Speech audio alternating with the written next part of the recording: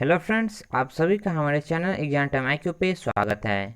आज है 31 जुलाई 2020 और 31 जुलाई के करंट अफेयर्स में आप सभी के लिए इस वीडियो के माध्यम से ले आया हूँ। आप सभी इस पूरे वीडियो को ध्यान से देखिए, क्योंकि मैं प्रत्येक प्रश्न का आप सभी को एक एक का डिटेल में आंसर बताऊँगा। और जो भी फ्रेंड्स अभी तक चैनल को सब्सक्राइब नहीं किए हैं तो कृपया सब्सक्राइब भी कर लें, क्योंकि मैं फ्रेंड्स आप सभी के लिए मैं एग्जाम टाइम IQ चैनल के माध्यम से करंट अफेयर्स वीडियो ला रहा हूँ और आगे भी लाता रहूँगा, जिससे कि आपके अपकमिंग एग्जाम्स के लिए बहुत ही बेनिफिशियल होगा। इसीलिए आप सभी जल्द ही सब्सक्राइब कर ले, अभी ही सब्सक्राइब कर ले। तो आइए आज का पहला प्रश्न देखते हैं। अब मानव तस्करी के विरुद्ध विश्व दिवस कब मनाया जाता है? तो इस प्रश्न का उत्तर हो जाएगा ऑप्शन नंबर बी, 30 जुलाई। 30 जुलाई को प्रत्येक वर्ष मानव तस्करी के विरुद्ध विश्व दिवस मनाया जाता है, world day against human trafficking.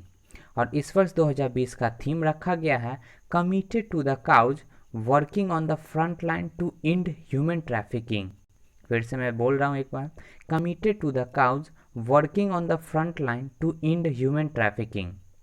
यह दिवस मनाने का उद्देश्य मानव तस्करी से पीड़ित लोगों के अधिकारों की रक्षा एवं उनके स्थिति के विषय में जागरूकता फैलाना है।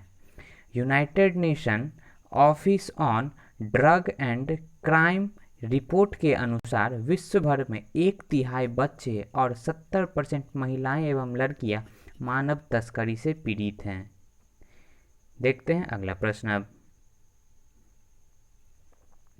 दूसरा प्रश्न है, नई शिक्षा नीति 2020 के अनुसार अब शिक्षा पर GDP का कितना प्रतिशत हिस्सा खर्च किया जाएगा?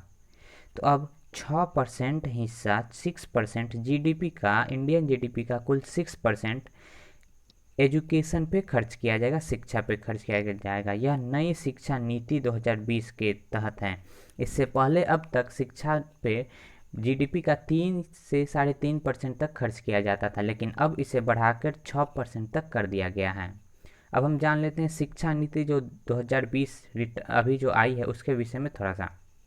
तो वर्ष 2017 में, कब? तो 2017 में इसरो के वैज्ञानिक डॉक्टर के कस्तूरी रंगन की अध्यक्षता में एक समिति की गठित की गई थी जो शिक्षा नीति में बदलाव के लिए, किनकी अध्यक्षता में? तो डॉक्टर के कस्तूरी रंगन के अध्यक्षता में।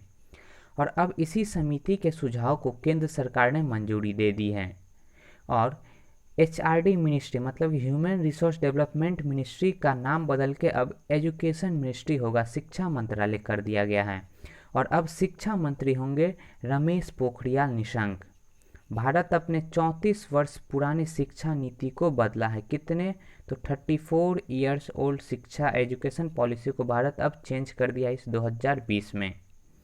देखते हैं अगला प्रश्न। अब तीसरा प्रश्न है, किस भारतीय को संयुक्त राष्ट्र प्रमुख द्वारा जलवायु परिवर्तन पर युवा सलाहकार समूह के लिए नामित किया गया है?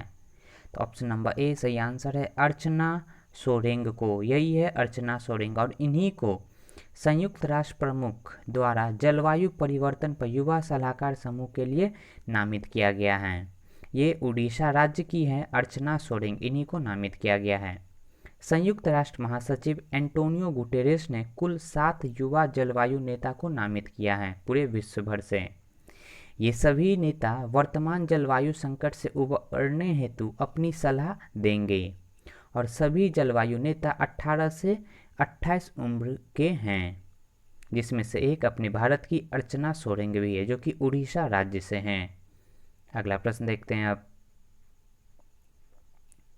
EIB द्वारा भारत को कोविड-19 से लड़ने हेतु कितने डॉलर की स्वीकृति मिली है? तो $3 मिलियन की स्वीकृति मिली है भारत को। किनके द्वारा? तो ADB के द्वारा, एशियन डेवलपमेंट बैंक के द्वारा।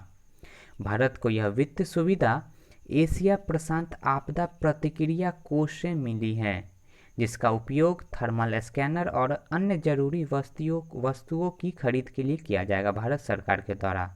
किसने दी है? तो ADB ने, एशियन डेवलपमेंट बैंक ने। और कितने की? तो $3 मिलियन की। और एशियन डेवलपमेंट बैंक का हेडक्वार्टर मनीला फिलीपींस में है। ADB की स्थापना, एशियन डेवलपमेंट बैंक की स्थापना 1966 में हुई थी। और ADB बैंक के अभी प्रमुख हैं मसात्सुको असाकावा। अगला प्रश्न देखते हैं अब।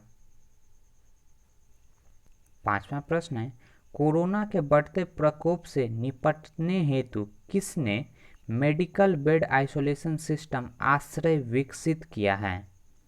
तो DIAT पुणे के द्वारा आश्रय नामक मेडिकल बेड आइसोलेशन सिस्टम विकसित किया गया है, डिज़ाइन किया गया, डेवलप किया गया है।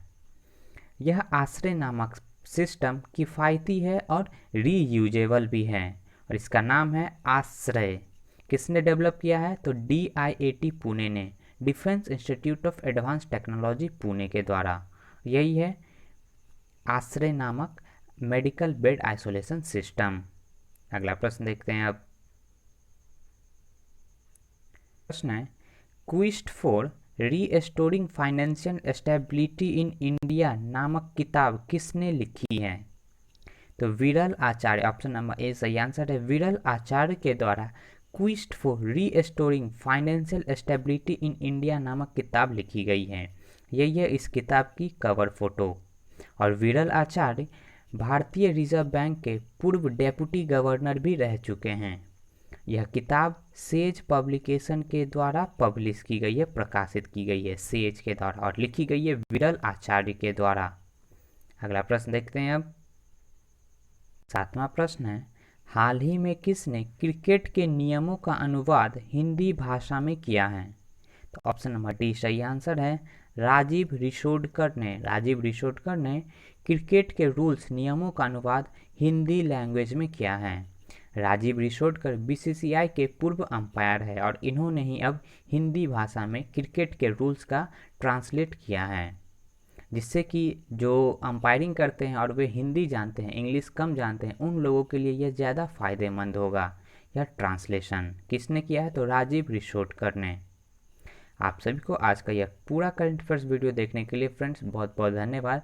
आपको यह वीडियो अच्छी लगी हो, आपके लिए हेल्पफुल है, तो आप अपनी तरफ से लाइक कर दें और चैनल को सब्सक्राइब कर लें। यदि अब तक नहीं किया है चैनल को सब्सक्राइब तो कृपया सब्सक्राइब कर लें और वीडियो को प्लीज़ शेयर करें, लाइक करें, सब्सक्राइब करें चैनल को।